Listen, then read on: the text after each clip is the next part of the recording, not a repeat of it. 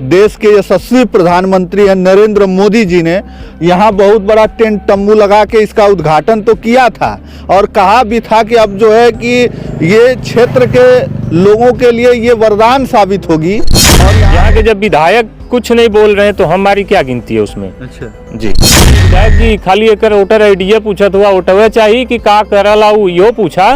तो नमस्कार, इस वक्त मेरी मौजूदगी है मछली शहर लोकसभा में 74 लोकसभा और इस समय मैं खड़ा हूं। आप हमारे पीछे देख रहे होंगे तो बहुत बड़ी यार फैक्ट्री दिख रही होगी, बहुत बड़ी फैक्ट्री है। इसका अभी कुछ ही दिन पहले जो है मोदी जी आए थे और ये इसका उद्घाटन किए थे। यही बनास डेयरी है। हमारे साथ यहाँ के स्थानीय कुछ लोग हैं। इस समय लोकसभा चुनाव है, तमाम मुद्दों के बारे में हम चर्चा करेंगे और साथ ही इस फैक्ट्री के बारे में भी चर्चा करेंगे कि क्या यहाँ के लोगों को जो है कुछ इससे फ़ायदा है या नहीं। क्या नाम पड़ेगा?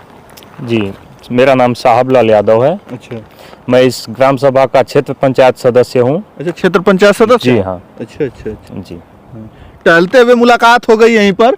अच्छा, ये बताइए, आपके पीछे बहुत बड़ी फैक्ट्री लगी है, जी रोजगार तो बहुत मिल गया होगा? जी, हमारे प्रधानमंत्री जी एक फैक्ट्री बनवाए हैं यहाँ पर। हाँ, और पहली बात तो ये है बनारस। हाँ, तो बनारस नाम तो है लेकिन इसको बनास बना दिए हैं। बनारस खत्म करके बनास बना दिए जी।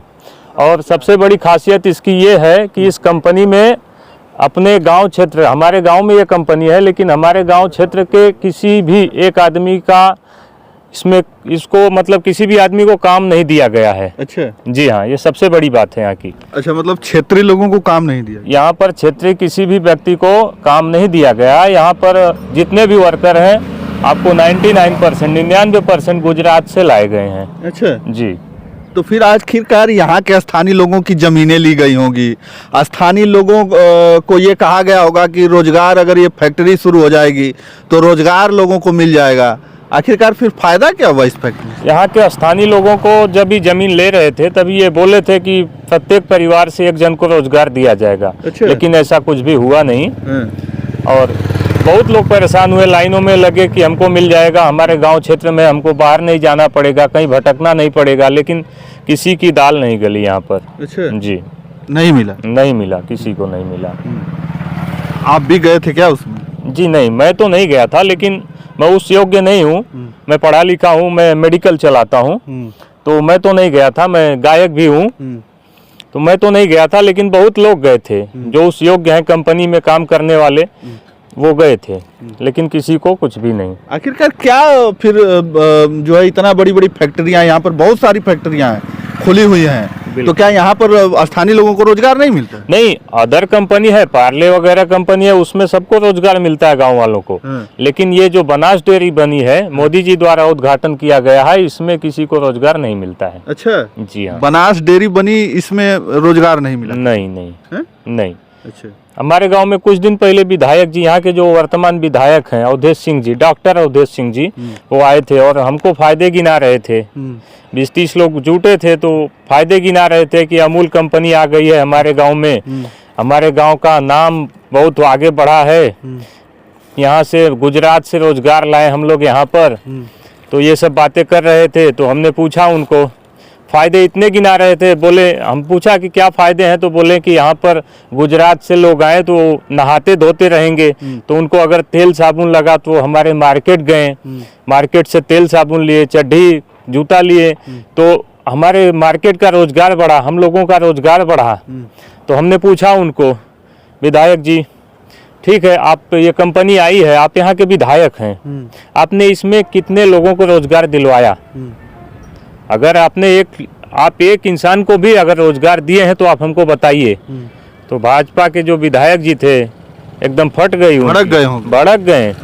एक लड़के को पूछे, बच्ची इधर आओ, तो वोटर आईडी बनल हो? तो बोला कि नहीं अभी ना बनल हो। तो कहे नहीं, देख दैया के लिस्ट में तो बन गल, वोट दे, टेंशन ना हो। तब वो हम पूछे कि विधायक जी खाली एक वोटर आईडी पूछत हुआ वोटवे चाहिए कि का करला यो पूछा। तो विधायक जी कहे कि बच्ची तू हमें भड़कावत हुआ, तो हम कहली विधायक जी अगर तो हम भड़कावत हो, ऐसा लगत हो कि हम तो आक्रोशित करत है, भड़कावत है, तो कहा हम यहाँ से चल जाए, का करे बोले हुआ तब जब तू यहाँ का विधायक हुआ तो उसे ना पूछब तो हम कैसे पूछे जाब। अच्छा, मतलब जनता को बुलाया जाता है लेकिन जनता के बातों को सुना नहीं जाता नहीं, है। नहीं, बस वो जो कहे वो आप सोचिए, सुनिए और हाँ में हाँ मिलाइए तो आप ठीक। हाँ। अगर आप सवाल कर दिए तो गलत। हाँ, तो हम भड़का रहे हैं उनको। अच्छा, जी हाँ। आप देख सकते हैं, सोच सकते हैं कि इतनी इतनी बड़ी फैक्ट्रियों को लगा दिया जाता है, किसानों से जमीन ले ली जाती है, लेकिन जब वहीं के किसान, वहीं के लोग जो है, उसी गांव के अगल बगल के लोग जब इसमें काम मांगने जाते हैं तो उन्हें जो है भगा दिया जाता है, उन्हें काम नहीं दिया जाता है। और यहाँ पर जो है लोगों को दूसरे जगहों से उतार दिया जाता है और यहाँ के स्थानीय लोग जो है दर दर की ठोकरें खाते हैं, दूसरे शहरों में जाके नौकरी करते हैं। ना, ये भारतीय जनता पार्टी केवल जुमलेबाजों की पार्टी है, लुटेरों की पार्टी है। ये देश बेचने आई है। बोलते हैं, उनका नारा है कि मैं देश नहीं बिकने दूंगा ना, तो वो जो बोलते हैं कि मैं ये नहीं करने दूंगा ना, तो वो वही करते हैं। हाँ। अच्छा जी।